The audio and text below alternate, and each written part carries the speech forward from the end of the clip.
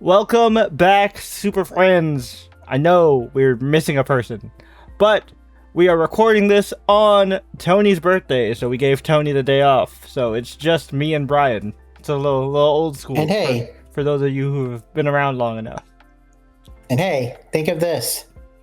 On top of our special guest, this will be another reason for you to tune into the Exactly, Channel Chasers episode, the full podcast episode, which will be coming out soon. But yeah, this is our review of technically both episodes, 9 and 10. But we're just gonna call this the finale, because they kind of blend together. And just side note before we go and get into this and spoil everything and give our initial reactions and stuff. This show is apparently in jeopardy of not being renewed. We're as far as we know right now at the time of recording this video, it is currently in renewal limbo. So if you have not convinced your friends to check out this awesome show and you want more of this after you saw the craziness that happened in this finale, go convince people to watch this show, because I don't know about you guys, but Brian and I would love to see more of this. Especially after that finale, but we'll get to that. Yep. So, this is basically the final confrontation with Eradicator. And kind of both the build-up and climax of that confrontation. And also, Clark. Yeah, and so we'll talk about Clark first.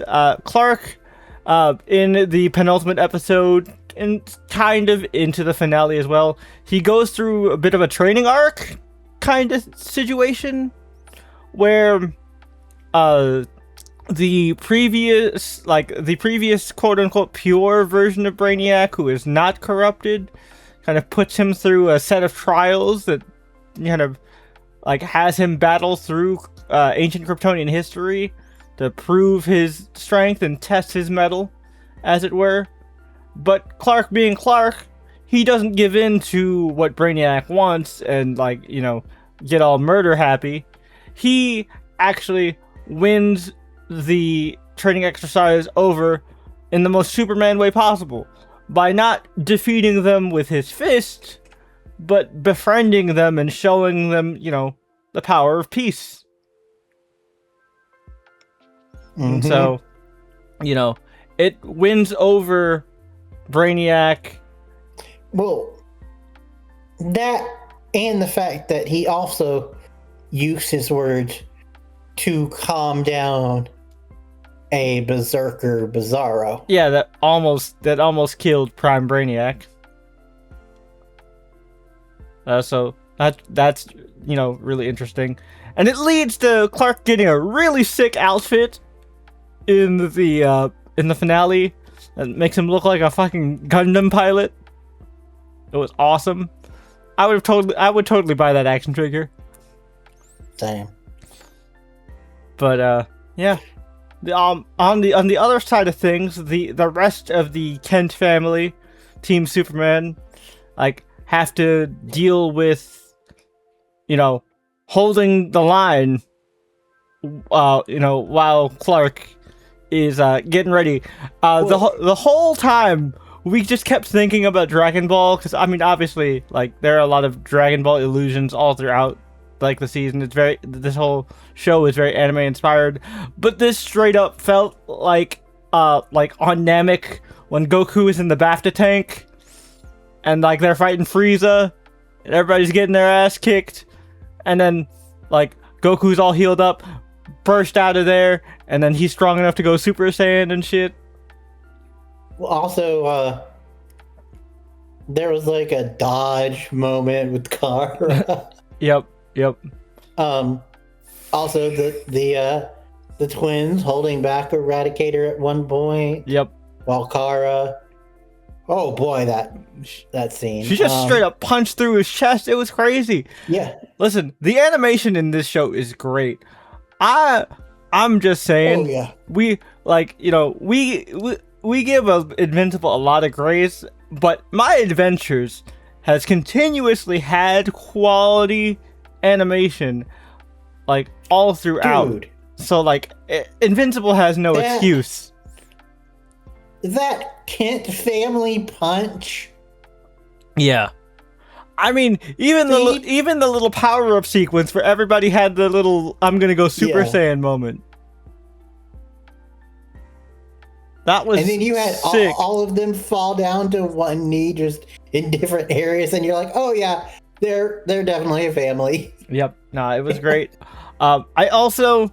This is the one episode of this entire show where I wasn't, like, actively pissed at Lois.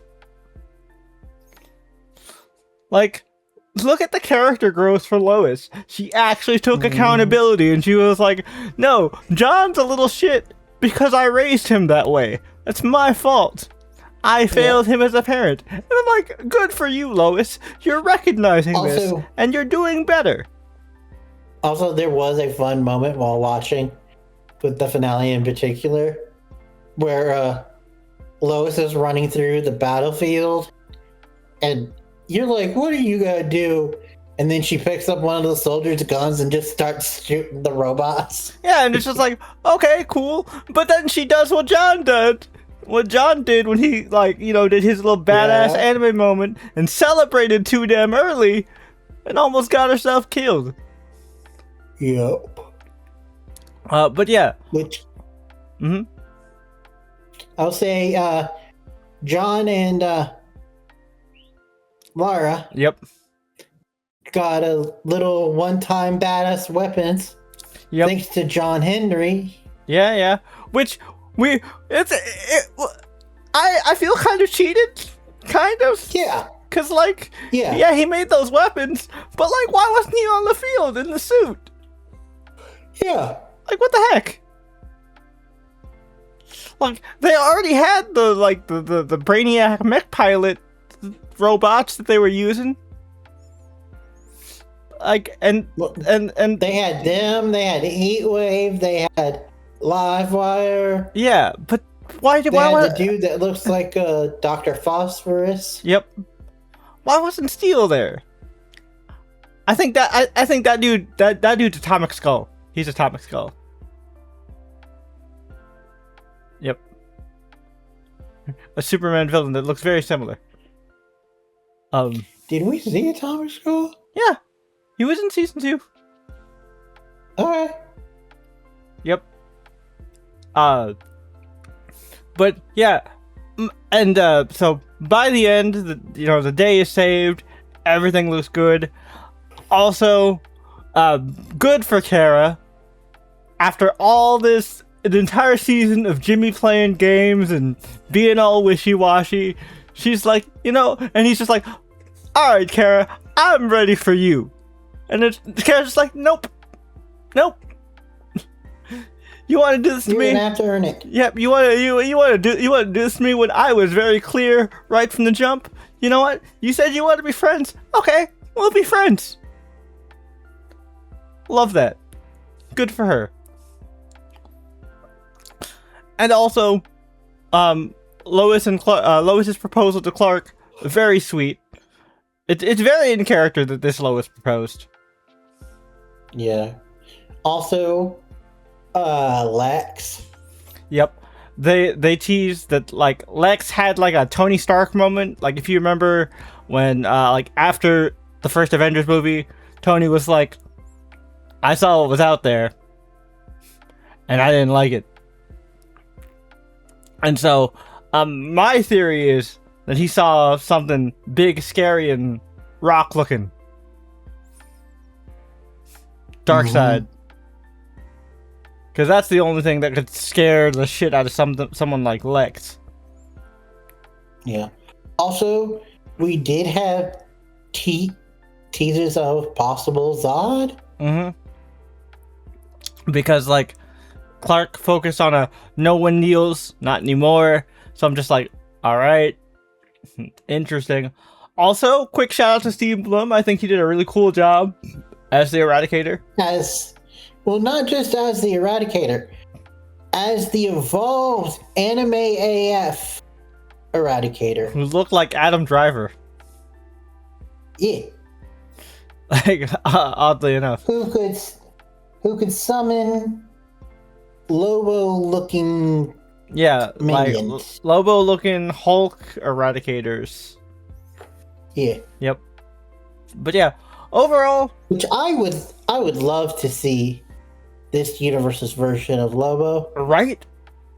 But, hopefully, maybe, since they're teasing space stuff, if we get a season 4, you know what, fuck it. When we get a season 4, I'll try and huff Brian's hopium.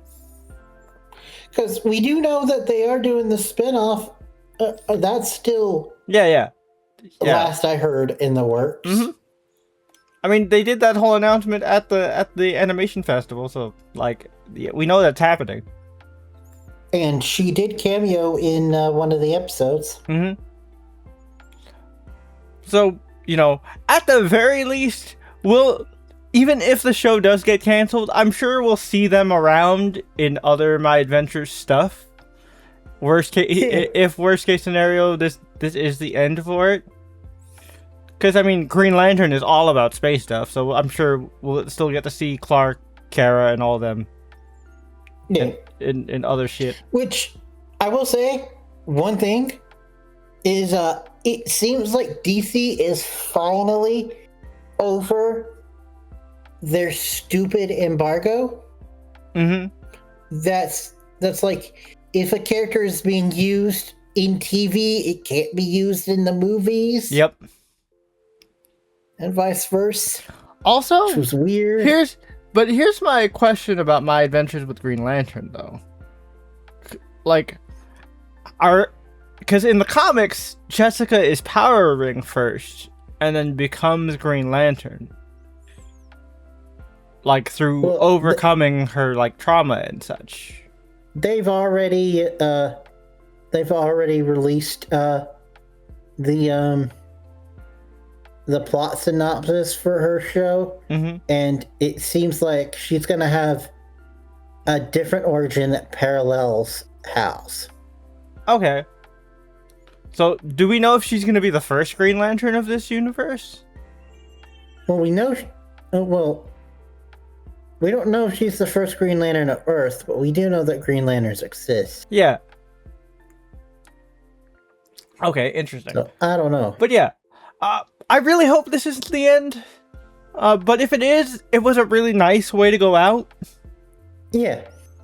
Like, I wouldn't be mad at it if this is the end, because it ended on a nice happy note.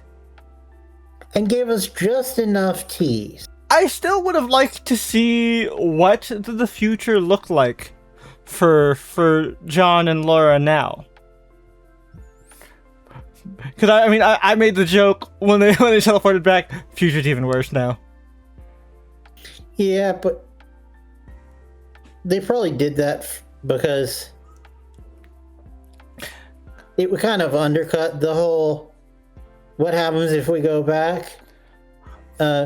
We'll just have to create a better future for you. I also think if they knew for sure that this was the last season, they would have totally ended with a shot of the future and showed like future Superman, like happy world, like you did it. The future's safe. You'll be okay. Don't worry, you guys. Even if we won't see it, even if we won't see how it happens, we know that the ending's gonna be all right. Similar to my Superman and Lois. Superman exactly. and Lois. That's what I was thinking. If they knew for sure, but I think because they were in that limbo state, they didn't want to pull the trigger on that just in case. Yeah.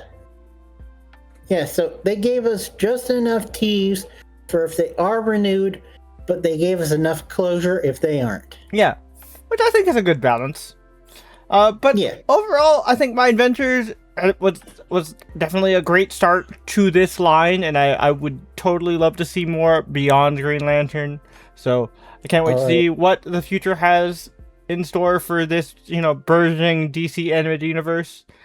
But until next time, or at least until our full pod episode talking about it, this is our last time discussing My Adventure with Superman. So I guess it's finally time for us to go up, up, and away. Peace.